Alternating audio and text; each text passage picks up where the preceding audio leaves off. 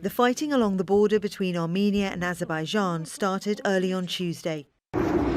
Armenia says the Azerbaijani army shelled military positions around a number of cities. It released this footage showing what it says is Azerbaijani soldiers trying to cross the border.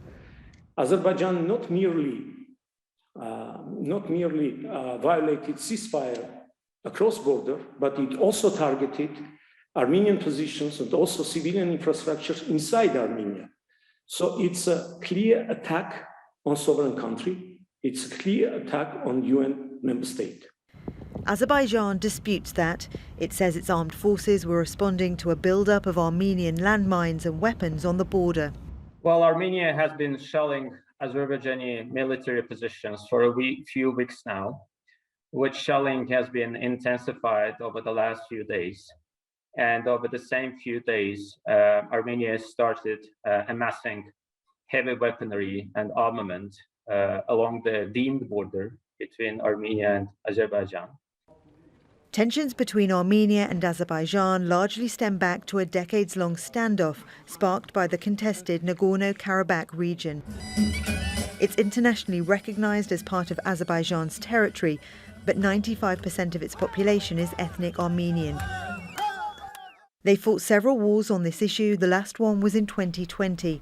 After 6 weeks of fighting, Azerbaijan regained much of the territory.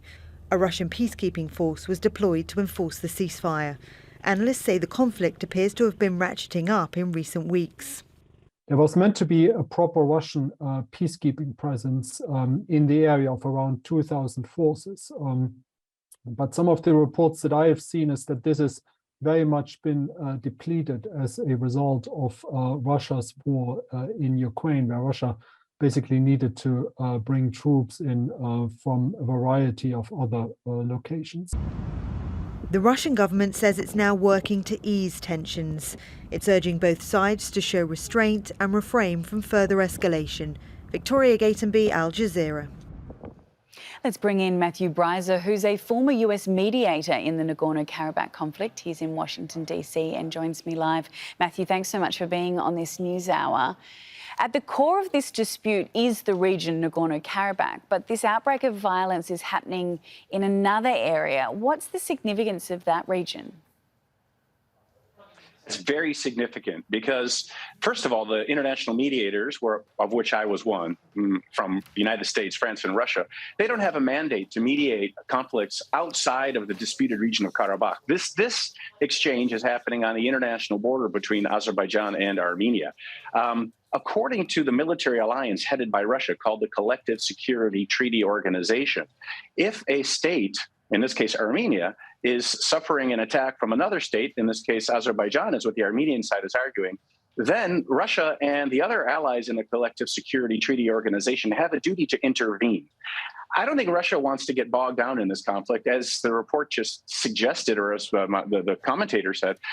Russia has had to move some of its most capable peacekeepers from the Karabakh conflict in Azerbaijan to Ukraine. So this risks bringing Russia into the conflict for the first time.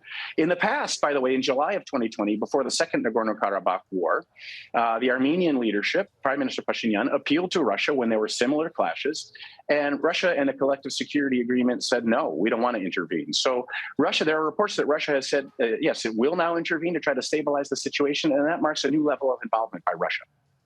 Yeah, speaking of Russia and those that could mediate this current conflict, where do you, if it's not Russia, then who will likely stand in?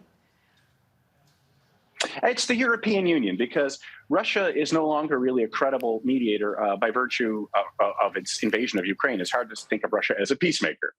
France, when the ceasefire agreement was signed in November 2020, its foreign minister made an announcement saying, well, it believes that Armenia is in the right in the conflict, even though the ceasefire had happened. So the European Union has stepped in as a capable mediator. And on August 31st, European Council President Charles Michel hosted the Prime Minister of Armenia and the President of Azerbaijan in Brussels, and they had quite a constructive meeting. So it's strange that the shooting has resumed on both sides. Azerbaijan now is a status quo power. It won the last war. It wants to move forward with demarcating international borders, so these sorts of clashes don't happen anymore. But it's also frustrated and impatient that Armenia hasn't wanted to move forward. So some would argue, oh, that gives Azerbaijan a pretext to attack. The flip side is true, too. Armenia is no longer a status quo power. It wants to revise the agreement its prime minister signed at the end of the Second Karabakh War. He himself seems to want to move ahead toward a peace treaty with Azerbaijan, but his political opposition does not. Given everything you've just said and with the world's attention elsewhere, could you see the situation escalating? Could we see a repeat of the 6-week war of 2020, or worse still, those full-blown wars of the 1980s and 1990s? I don't think so, because as I said in the beginning of our chat, Russia clearly does not want this to escalate. Its plate is full in Ukraine and it's losing in Ukraine. It doesn't want to get pulled into another conflict. Armenia's military was depleted severely in the Second Karabakh War during the fall of 2020. And Azerbaijan has no interest in resumed hostilities. It's investing billions of dollars in rebuilding the economy and the infrastructure of its regions that it regained from Armenian occupation during the Second Karabakh War. So I don't think anybody but the opponents of a settlement that oppose Prime Minister Pashinyan in Armenia want to see conflict. I don't think it's going to escalate much more beyond this. But it's still really worrisome, of course. Yeah, well, let's hope you're right. Thank you very much for your analysis, as always. Matthew Breiser, a former US mediator in the Nagorno-Karabakh conflict. Thank you.